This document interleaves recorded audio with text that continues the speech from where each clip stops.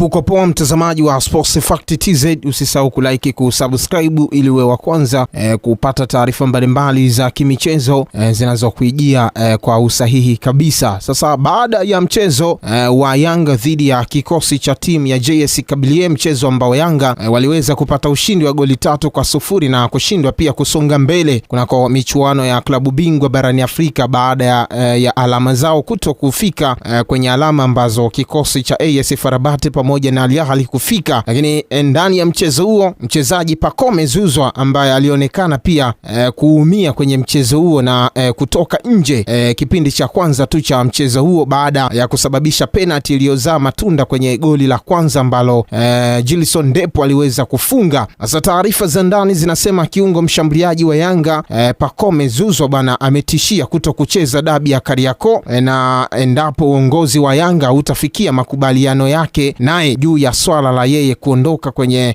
dirisha kubwa. Inasemekana mchezaji huyo kwenye mechi ya Kabylie alijivunja maksudi ili kushinikiza uongozi wa klabu hiyo kumwachia pindi dirisha kubwa litakapofikia. Lakini mchezaji huyo ambaye pia alizuiwa na uongozi wa Yanga kwenye dirisha dogo, kwa sasa inaonekana hana furaha hapo klabuni hapo, hivyo kupelekea kucheza chini ya kiwango katika baadhi ya mechi za CAF Champions League na akiendelea pia kushinikiza kuhitaji kuondoka kikosini hapo. Taarifa zinasema kwamba kuna msuguano mkali sana kwa hivi sasa baina ya Pacome Zouzoua na uongozi wa Yanga, na taarifa zikitaja kwamba Pacome huenda pia dirisha kubwa akishinikiza kuondoka kikosini hapo. Nafahamu dirisha kubwa Pacome Zouzoua ni miongoni mwa wachezaji ambao waliweza kuweka kandarasi ya miaka 2 kuendelea kutumikia kikosi hicho, na ni miongoni mwa wachezaji ambao Yanga iliwasajili wakitokea kunako kikosi cha ASEC Mimosa, na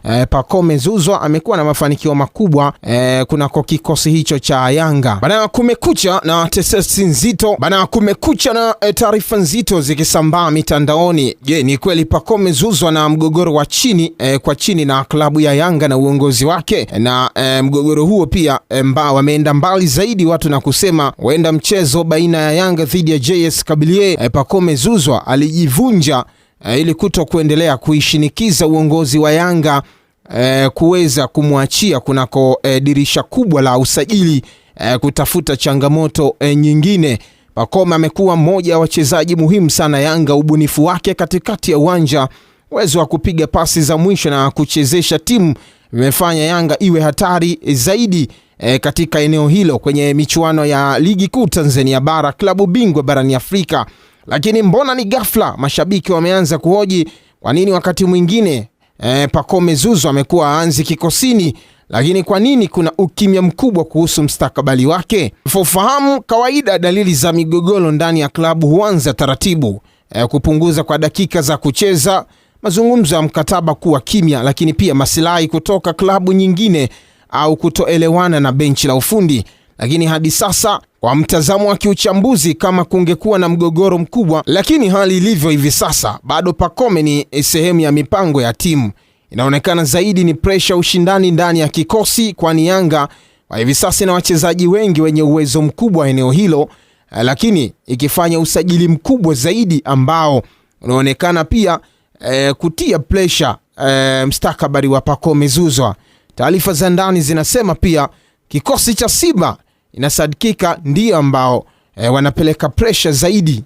Pacome Zouzoua mmoja wa wachezaji ambao wanaonekana ni watu muhimu zaidi kwenye kikosi cha Yanga. Taarifa zinasema huenda pia kuna dili mbalimbali ambazo zimeendelea taarifa zinasema pia Pacome Zouzoua ambaye mmoja wa wachezaji ambao wamemaliza misimu 2 bila kufunga goli lolote kwenye michuano ya CAF Champions League. Mara yake ya mwisho kufunga goli ilikuwa ni msimu wa 23-24 ambao alifunga magoli 3 msimu uliopita, na huu Pacome Zouzoua imekuwa tofauti kidogo, hajapata nafasi ya kuweza kufunga kwenye michuano hii ambayo Yanga imeweza kuondoshwa dhidi ya kikosi cha JS Kabylie. Huenda pia Pacome Zouzoua akawa kwa sasa ana pressure kubwa ya kuhitaji kutafuta changamoto nyingine maeneo mengine, na ni miongoni mwa wachezaji ambao wamekuwa akipigiwa kelele kama kiwango chake kimeweza kushuka, na huenda pia ni miongoni mwa sababu ambazo shinikizo kubwa la mashabiki limekuwa likimfanya Pacome Zouzoua kuweza kukosa utulivu kwenye kikosi cha Yanga. Katika msimu huu wa CAF Champions League, Pacome Zouzoua na Yanga Africans kwenye first preliminary na second preliminary alifanikiwa kuifungia magoli mawili dhidi ya Silver Strikers, lakini kwenye hatua ya makundi Pacome hajafanikiwa kufunga tangu msimu wa 2023 2024. Taarifa ya Pacome Zouzoua kuanza pia mgomo wa chini kushinikiza uongozi wa Yanga kumwachia zimeanza kwa hivi sasa, lakini pia ikitajwa pia ni pressure kuelekea mchezo wa dabi ya Kariakoo ambao tunafahamu Machi mosi ya mwaka 2026 Simba watashuka dimbani kukipiga dhidi ya Yanga pale kunako dimba la New Amani Complex visiwani Zanzibar. Usisahau kulike, kusubscribe kuwa kwanza kupata taarifa hizi.